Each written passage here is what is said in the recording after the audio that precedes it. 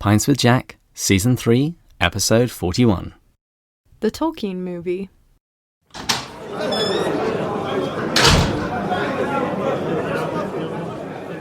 Good morning and welcome to Pints with Jack, a podcast where two enthusiastic C.S. Lewis amateurs get together, share a beverage, and discuss a work of C.S. Lewis.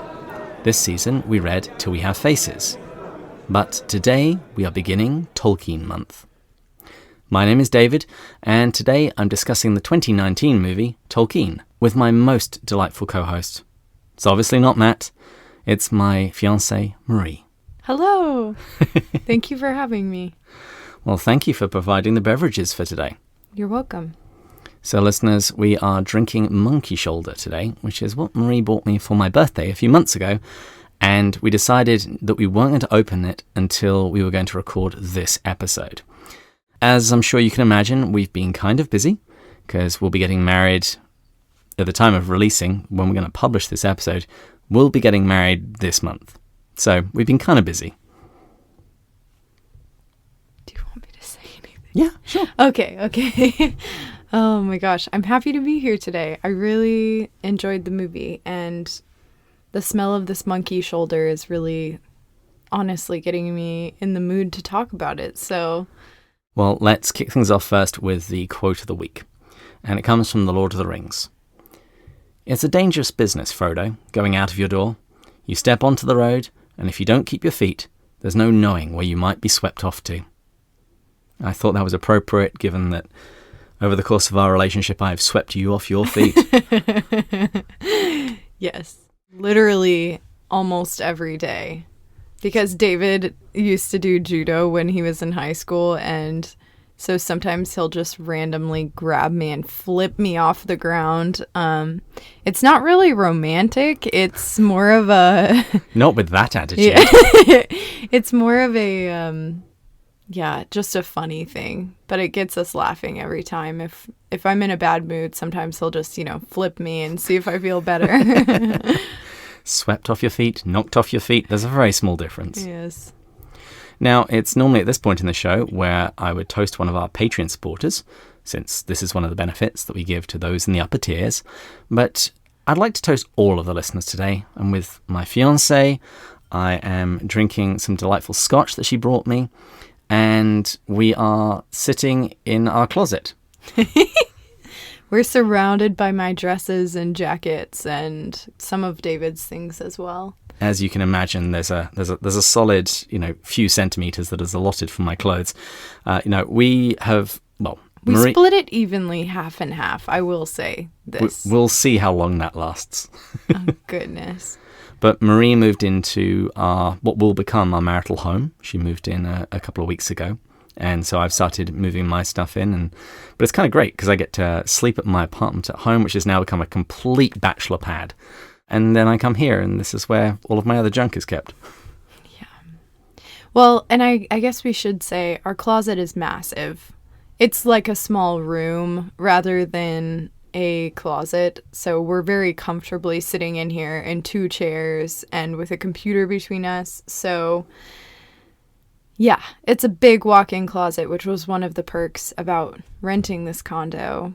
Yeah, as soon as I saw it, I thought this is going to make a great studio. I mean, a great place for Marie to put all of her beautiful clothes. Yes. Anyway, we're getting off track. So I'm going to toast all of our Patreon supporters because you guys are great. So cheers to you all. And in the words of the wonderful Mr. Baggins of Bag End, I don't know half of you half as well as I should like, and I like less than half of you half as well as you deserve. Cheers. Cheers. Gosh, it smells so good. How would you describe the smell? Rich. It's got a little bite to it. Mm-hmm. It's burning my nostrils, but in a nice way. It's almost... got a little sweetness. Mm-hmm. When you smell it, you can kind of smell, it's maybe like a little honey sweetness to it, but much better smelling than Jack Daniel's Tennessee honey whiskey or whatever. I'm not a big fan of Jack Daniel's. Listeners, you are currently hearing all of the many reasons why I'm marrying this woman. All right, let's try a little taste. I like it. How would you describe it? Spicy. Mm-hmm. It's got a spicy little kick as it goes over your tongue. Also, it's just really well-rounded. I would really recommend this. It's not a very expensive scotch. She's had one sip and she's already slurring her words. Well, I always go to David's best friend when I'm trying to get a gift for David. I pretty much just buy him a new bottle of scotch and maybe some clothes to replace the 45-year-old clothes that he hasn't even been alive for 45 years, but his clothes or whatnot. And our friend Joe, he helps me every time to pick it out, and he recommended this one, and I was happy because it didn't cost $1 million, and it is delicious. You can cut whatever of that out that you want to. Oh no, all of this is staying in. So before we start talking a little bit about the movie, you and I are engaged. That's kind of cool. It's been very fun. And it's also been kind of odd, because we have been engaged at a very odd time in history. Yes. We've had the coronavirus, and we've had all of the various riots that happened scarily close to your home. Yeah. But one of the really nice things is I think it's just focused us on what's really important. Yeah. Because we don't get to fuss too much because most things have been shut. A lot of places are limiting their services. There are constraints on the number of people that can gather. So it's not like we're having to spend time arguing about ice sculptures or swans. Yeah.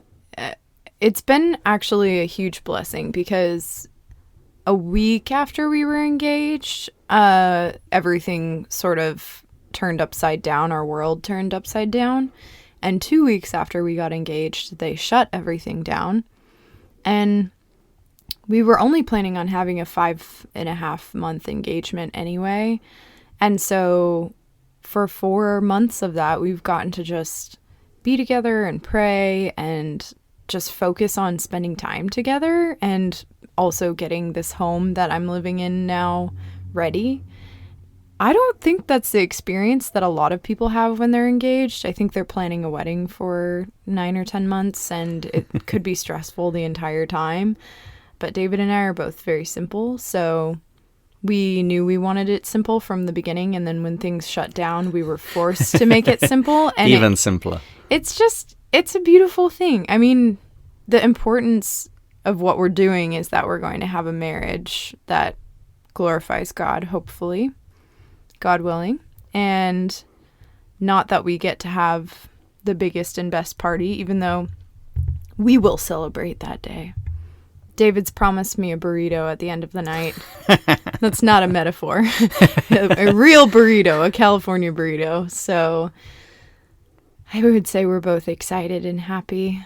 And we have to do a few arrangements because we are having our immediate family at the wedding. Well, my immediate family at the wedding. We're missing David's family because they're in England. But I'm making them all wear their wedding attire at home at 7-8 p.m. in England and watching us on live stream. Yes.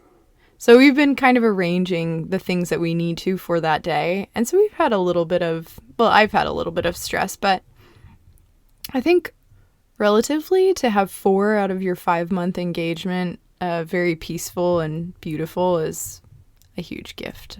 So. And we finished marriage prep with our pastor. We got an A. We got an A. I made him repeat it a couple of times just to make sure that he was going to tell people we got an A. We read a couple of really great books. Yes. One Flesh was one of the books that we read. Who wrote that? I don't remember the author's name. I can't remember. It was some Eastern Orthodox theologian. It was really good. Beautifully written, and it just confirmed what we already were sort of gathering about marriage, about theology of the body, and what a husband and wife's role is. And, you know, it was so beautifully written, so helpful. And yeah, and it just reconfirmed what we already knew about what we were entering into, that this is about sacrifice, but it's also really beautiful and I hope fun. So. And we also read a book written by an evangelical. The really good parts of that, they got you to do a personality quiz. Yeah. I would say other couples might get more out of that, but you and I are quite different people in many different ways. In our primary love languages, in our basic ways of existing. being. We exist in different worlds. Yeah. So a good portion of our dating experience was trying to work out how these two things could coexist. But part of the reason that we work out so well, I am slurring because I've been drinking 2 sips of scotch. 2 sips. Is because while we are very different, you're very introverted, I'm very extroverted, and all of that, neither of us is shy. And so I think from the beginning, we kind of took the challenges head on, and we had to just figure out what the heck this other person wanted and, who they were. And now I really appreciate your differences. I hope I still say that in 20 years. or maybe 2 months. We'll circle back. Yeah, that book, so they did a personality quiz and then they had us do a joint budget together. And that I thought was a really practical thing to do that was really good. And the hilarious thing is it really showed up our differences. Yes. So the first thing I do is crack open a spreadsheet, format it. Oh, it was beautiful. It was a beautiful sight to behold, ladies and gentlemen. I pulled out a notebook and a pencil, and David pulled out an Excel doc. And then we went to town on the Excel doc because I quickly saw that made much more sense. And it turns out you don't actually have to be good at math if you use an Excel document because you can just plug it all in. It's amazing. But basically, our strengths have both come out during wedding planning because David I sometimes tell him this, it looks like magic when he's on the computer because he does things so quickly and he knows all of these shortcuts. And so it's just like bing, bang, boom, we've got all this done. That would take me hours and hours to figure out how to do on my own. And I'm generally just enthusiastic. So that's been getting us somewhere too. I think one of my strengths that I've learned, not that you're asking, but one of my strengths. Marie, what do you think are your key strengths you're bringing to this marriage? You. I am willing to just call anybody at any time when we need to figure something out, whether and it be... practiced on me for the 2 years of our dating. Didn't matter what time of the night it was. When you had feelings that needed to be shared, you just had me on speed dial. God bless you. Yeah, the number of nights when I called you with thoughts when you were already asleep were many, but I don't do that anymore. You don't, and it's beautiful. Yeah, we've grown up. We've adjusted together. Anywho, it's been really fun. Glad to hear it. Well, let's get on to today's topic, which is the 2019 Tolkien movie. And it's about the early life of J.R.R. Tolkien, how he met his wife, his experience in the war, and it brings us basically up into the point when he's really starting to write. What did you like most about it? And I'm gonna give you an opportunity to say things that you didn't like as well. Yes. But let's start positive. Okay. First of all, I thought it was beautifully shot. I thought that the movie was a good combination of artistic, flashbacks and portrayals of things, as well as it seemed, mostly accurate. I've read The Hobbit and The Lord of the Rings. But other than that, I haven't read a whole lot about Tolkien. So what I've learned has been from you and from other contemporaries who are better versed. And from the people that I spoke to, it wasn't completely inaccurate as a movie. They didn't take too much artistic license. So, but my favorite part of the movie was probably the tea house where the 4 boys, Tolkien and his 3 friends, meet.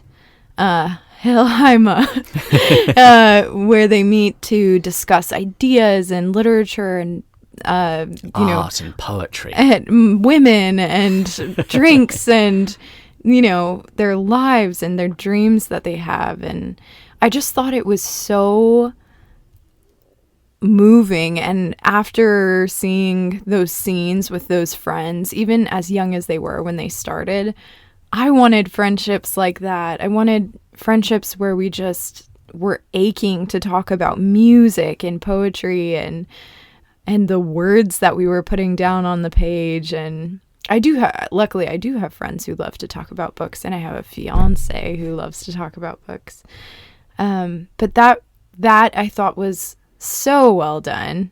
It made you really believe in their friendship, and it made you want the good, beautiful, true things that they were experiencing. Not to mention the copious cups of tea that they drank while they were there. Absolutely. Or the proposals they made to maids while they were there. I also thought that made, I guess we should say, spoiler alert, in case people haven't watched it, but I thought that the tea scenes and watching the boys grow up also made the war scenes that much more heartrending. Mm-hmm. You know, when he's searching for his friend Jeffries and finds out that he's, you know, passed away, and one of his other friends passes away. It just makes, juxtaposing those two things, I think, amps up your feelings in both of those situations. The happiness and joy when he's with his friends, yes, and the horror when he's in war. It put me in mind of The Passion of the Christ, because most of that is brutal. And then you have these brief flashbacks to earlier in Christ's life when he's with his mother and with his disciples. And it's so lovely and warm. And then you cut back to the Passion. It just makes it all the worse. Yes. That's a very good comparison. I think what they did very well in this movie, and I don't know if it was their intention, but it's where my Lewis Chesterton Tolkien mind goes, is that, and you can correct me if I'm saying this wrong, but the philia of the boys and the eros and philia of Tolkien with his future wife, they were both beautifully different. I thought that those two different, very different relationships, but very deep relationships, showed a lot about Tolkien. That he treasured his relationships with other people, that his relationship with his mother, which was, I thought, too short. It was so tender, but I wanted to see more. Mm-hmm. I wanted to see more of that. More of the Storge. Yes. But I thought that prepared him, the love of his mother, clearly prepared him to be a lover of other people. And you could tell, even just from the beginning of the movie, where you only get to know her for a few minutes, really, that he has this solid foundation of how his mother behaves and how they're to behave and how they govern their lives. She had this wonderful imagination and sense of creativity, and when she tells them stories, she's doing the voices and she's acting them out, and she's giving them this love for literature that it's really a gift. Not every person receives that as a child. And you can tell that she just fed his imagination from day one.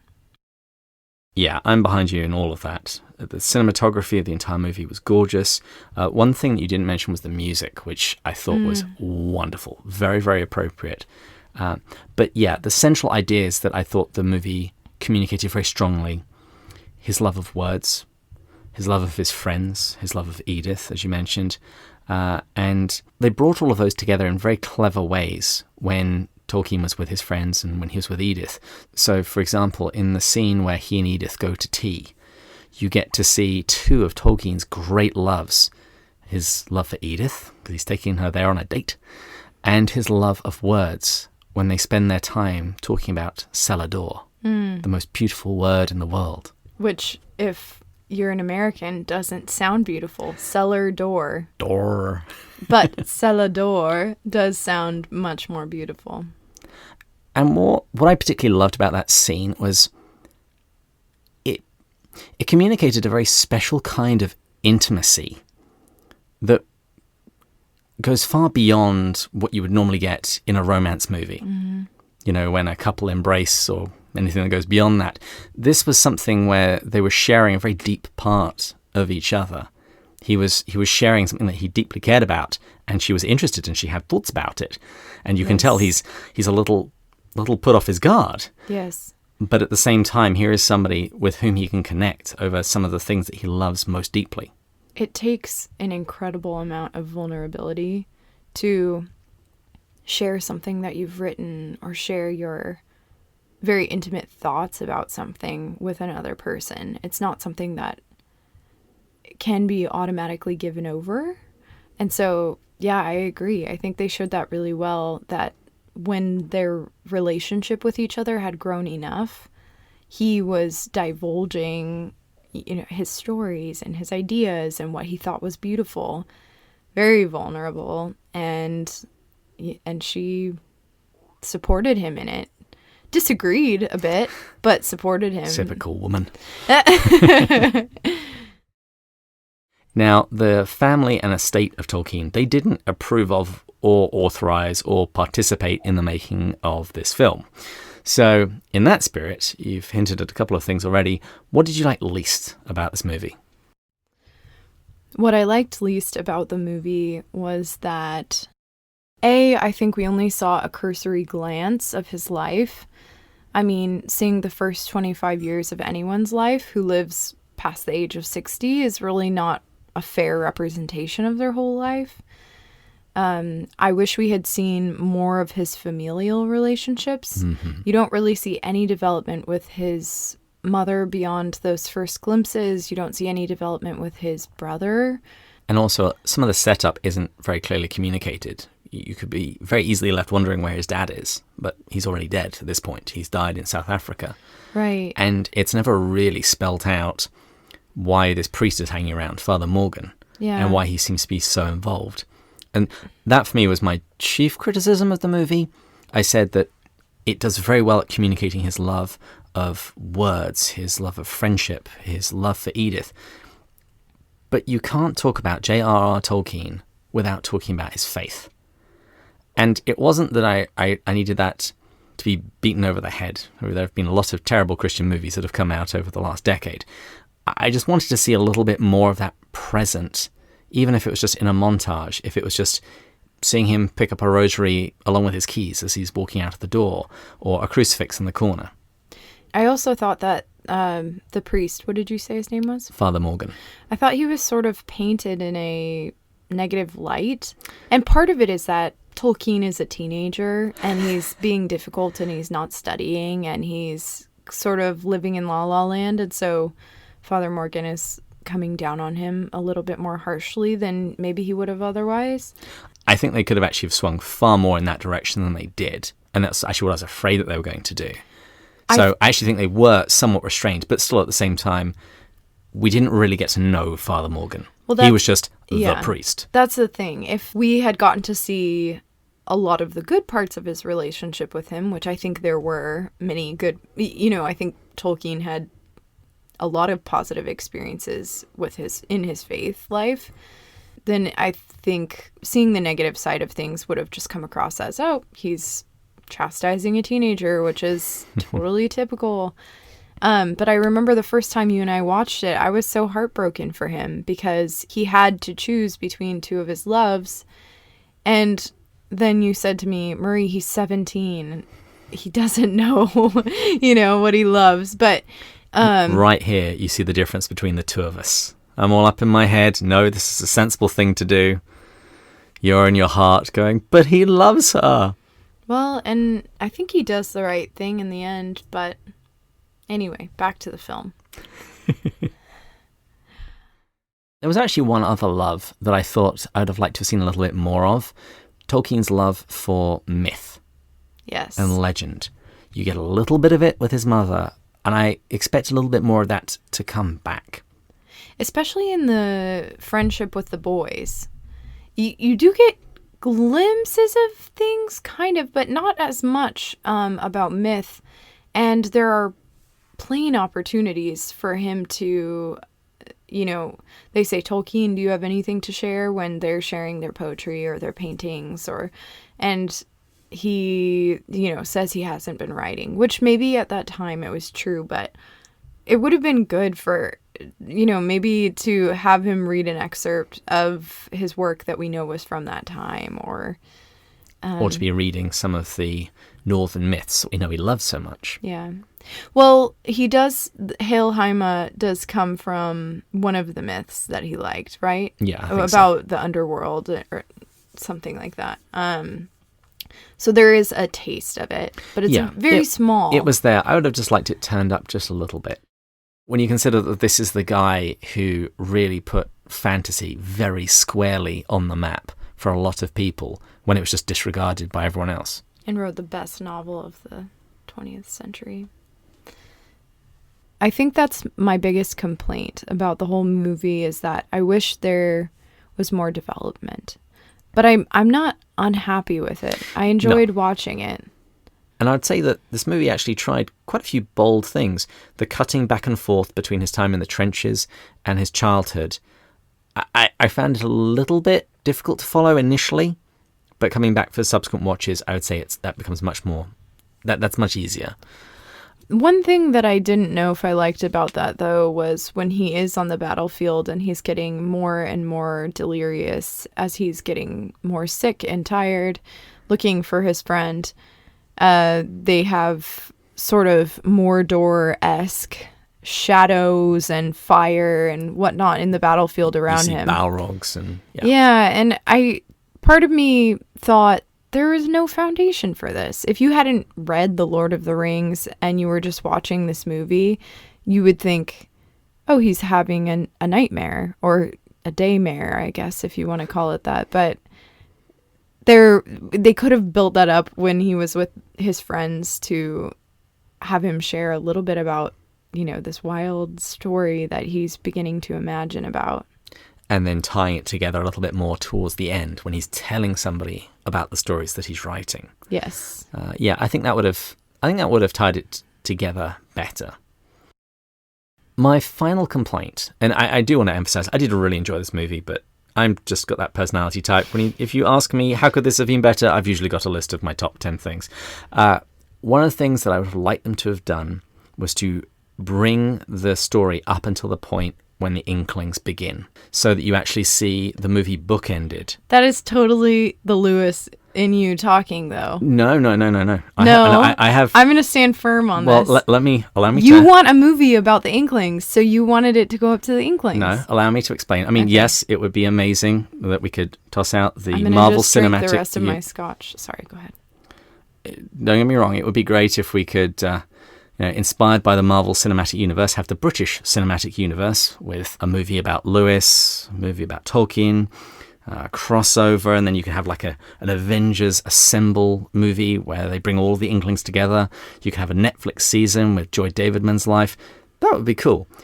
But the reason I say that I think they should have taken it up until the point of the Fanny of the Inklings is that it would have bookended the movie very nicely.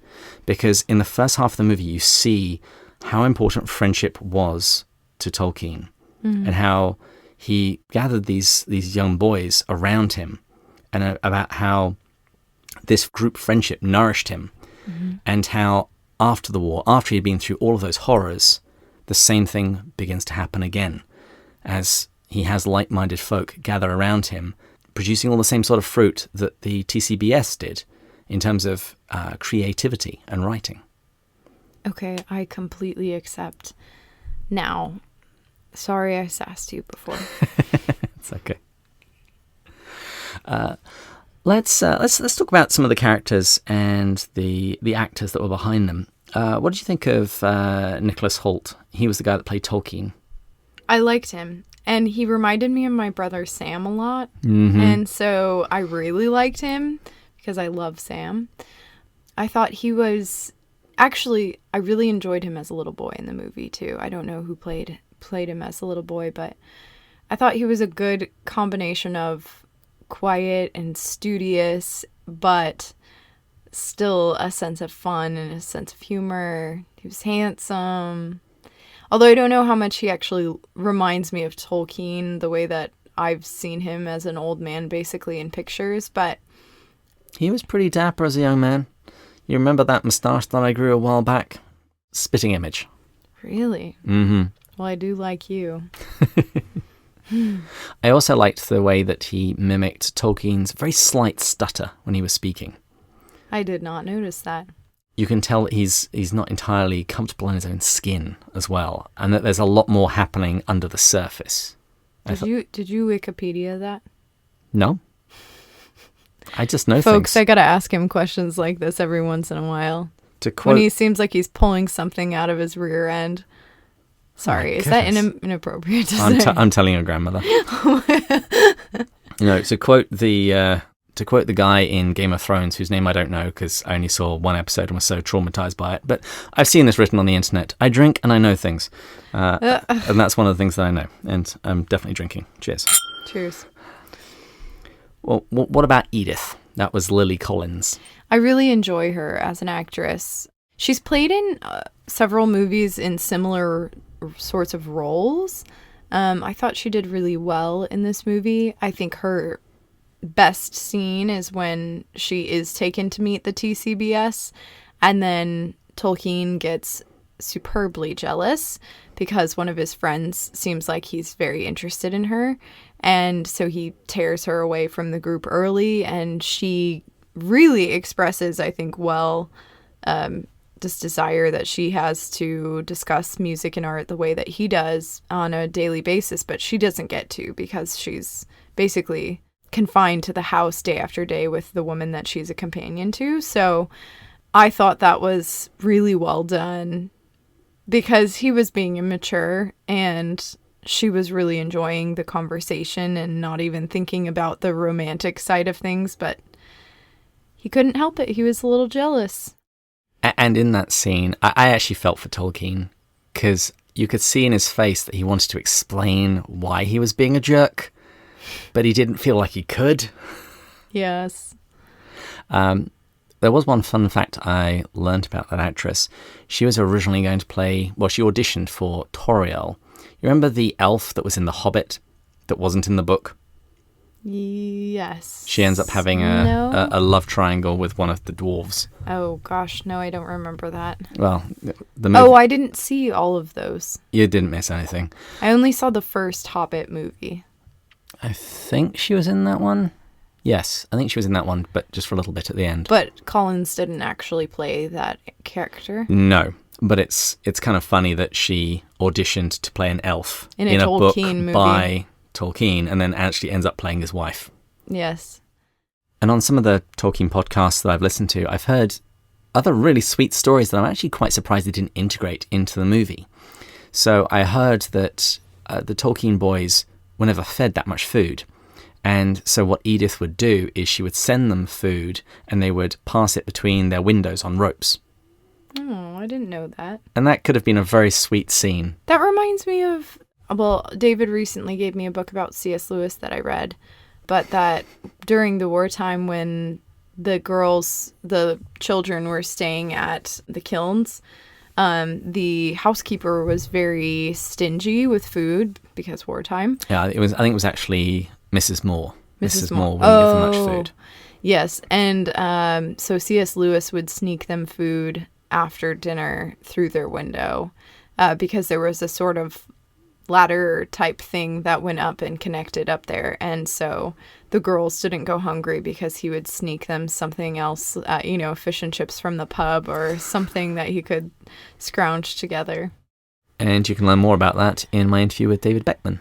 It was his book. Oh, yes, that's right. I thought he was David Beckham for a little while. So did Matt. He got very confused. But David Beckman is just as great. And absolutely. The book is great. It's a very short read, but gives you a nice glimpse into Lewis's life at the kilns. Mm. But yeah, no, I thought the couple that played Tolkien and Edith, they were really good and they were very believable. They did adjust the timeline a little bit because they actually got married before he went off to war. But this is a movie, so it has to be... They made it a bit more dramatic. Yes, he needed to be getting on his boat and she running after him. Yes. I thought they did a really good job. And I actually thought, while it was not very Hollywood, him coming home from the war and waking up and Edith is by his side and he finds out two of his friends have died. It's very low sort of feeling that you get at that point in the movie. And you get over the next few scenes the feeling that their marriage is a little bit lackluster, that he's a little detached and figuring things out. And I actually appreciated that because I felt like that's real life. Sometimes there are years where somebody's not feeling good or they're working through something, and it shows them sort of triumphing. Is that a word? That is a word. Oh my gosh. I've had too much. No, just kidding. I've only had a few sips. But in the scene with their children later on, I thought that they brought it up nicely and positively, but I liked that they showed that little bit of reality, because I'm almost married and I'm trying to stay realistic, but also excited. Well, they actually did something that I'm pretty sure doesn't reflects real life, but not in this case, because in one scene, Edith is complaining about Tolkien being aloof from his family. And the one thing I've learnt from reading Lewis is the one thing that was very, very important to Tolkien was his family. Mm-hmm. That's why he would leave the pub a little early, because he needed to get back to the wife and kids. Yeah. Well, maybe there's no basis for it. But I guess I could understand it if it was from his sadness at losing the people that he loved and at feeling a little lost coming back into the world after war. I feel like veterans feel like that frequently when they come back from war. Yeah, and I'm totally happy with them making something up like that to get a larger point across. Yeah. What about Mabel, Tolkien's mother? You said that you really liked those scenes. The word that keeps coming to my mind when I think of the scenes between Tolkien and his mother is warm. There's just that really strong trusting affection. Yeah, because his mother has to move them. What's the town they moved to? They moved to Birmingham. Okay, I thought so. You can tell Tolkien does not want to leave and move to Birmingham, but he trusts his mother and he obeys his mother. And he loves her. I really did actually quite like the very quick turnaround between I actually really did quite like the very quick turnaround between him being angry, storming out, his mother finding him, and the two of them hugging. It was very, very sweet and sincere. Yeah. And she tries to make the most of their move and to make it enjoyable for those boys when they do have to move. And there's a lot that's hinted at here that if you do know a little bit more of the background, how his mother was basically ostracized by her family when she converted to Catholicism. Tolkien always regarded his mother as a martyr because she actually died of diabetes, and she had very little support from her family. So a lot of that stuff was hinted at. I would have liked that spelled out just a little bit more. Yes. And that would have given them the opportunity to have a conversation or two about sacrifice, which would have then been very appropriate when later in the movie all of these boys are going to war. Yeah. I would have liked to see them go a bit deeper with that. And earlier we spoke a little bit about Father Francis. Great actor, Cole Meany. I know him from Star Trek. He plays Chief O'Brien. So I was very happy to see him. I didn't think they made him as one-dimensional as they could have, but they could have fleshed him out a little bit more and made him a little bit less cliche. I was thinking about what I would change, and I think there are a couple of moments when they had an opportunity to give this guy more depth. One was when Tolkien's mother died. What he could have said to the boys then could have been really profound and set them up for what's going to be coming in the movie. And then again later in the movie where Father Francis is talking to Tolkien, saying that he always feels quite at loss when he has to speak to people whose relatives have died in the war. And he has the line, he says, "I just rely on the words of the liturgy." And again, I just felt like I wanted a little bit more. You know that really famous Tolkien quote? I think you gave me a bookmark with it on, when it's talking about the Eucharist. Mm-hmm. Out of the darkness of my life, so frustrated, I put before you this one great thing, the Eucharist. I think that was a really great opportunity to do something like that. Yeah. And again, you could have come back to this idea of sacrifice and longing for a better world, greater things. I just think that was a missed opportunity. Yeah. I agree. I think we both would have liked to see that more developed. But at the same time, I think for a secular movie, they did a pretty decent job. If they could have extended it another hour and added scenes to all the various points, if you're listening, you can do an edit. I did think there was one nice moment with Father Morgan when the boys are sitting and waiting out in the hall. They're possibly going to be living with this very rich woman, and he comes out. I don't remember what he says, but he makes a joke about her having giant tusks, I think.